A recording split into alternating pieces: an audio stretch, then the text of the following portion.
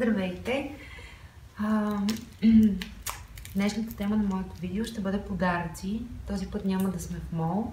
Имам чувството, че хората отиват там по някакъв начин да протестират, отколкото да се забавляват и да бъдат в празнично настроение. Не знам за вас, но на мен лично от молове ми става лошо, особено когато има толкова много хора. Това са част от хартиите, които съм взела. Опаковъчна, разбира се, има и за големи, има и за малки, защото тази година ще посрещнем с доста деца. Другото нещо, което е много важно за мен, това са картичките. Отделям специално внимание за тях. Честито Рождество Христово. Класическият Дядо Коледа с коледна бисквитка. Дядо Коледа, който някой го е почерпил. Тази картичка е много специална. Тя е за баща ми, защото той е голям фен на Rolling Stones.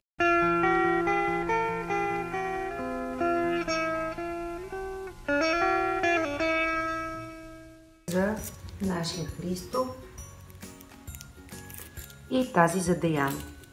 Тези картички станаха много модерни напоследък, защото се сканира предната част на картичката и самата картичка оживява нещо като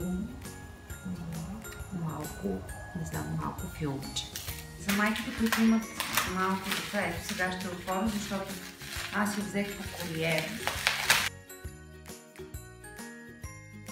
Пьотър Соха. Това е книгата за пчелите на издателство Дакелче.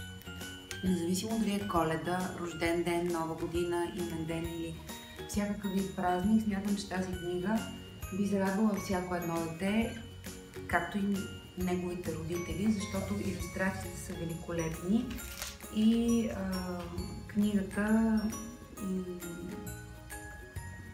разказва и показва с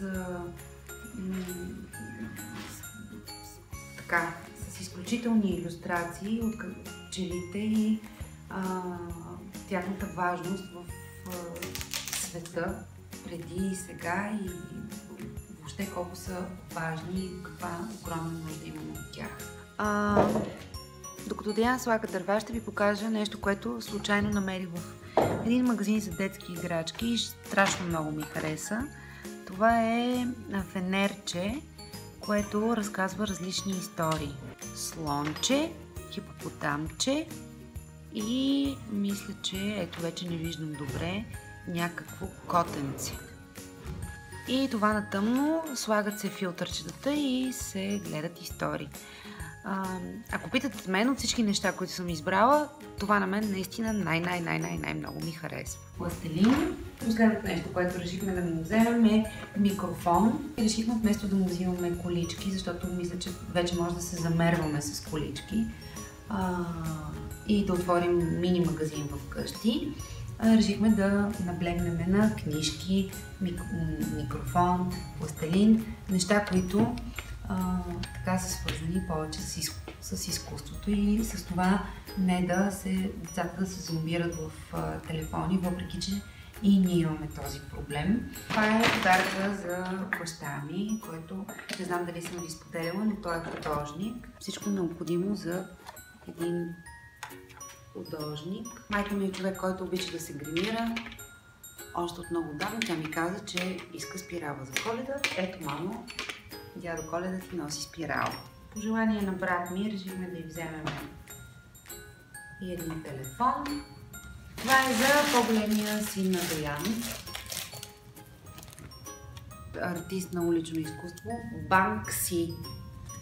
Силно препоръчвам това за подарък, наистина. Това е, остава да опаковам подаръците, да се напишат картичките и да се сложат по телхата.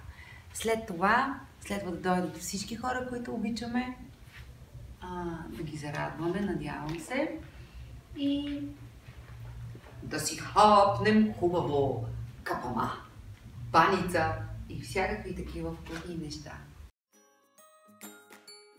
Аз и Деян за първи път ще се срещнем на сцена в Народен театър, камерна сцена. Пиесата се казва Любовника. Повядайте. Надявам се да има билети. Ако не, следващото представление ще бъде на 20 януари.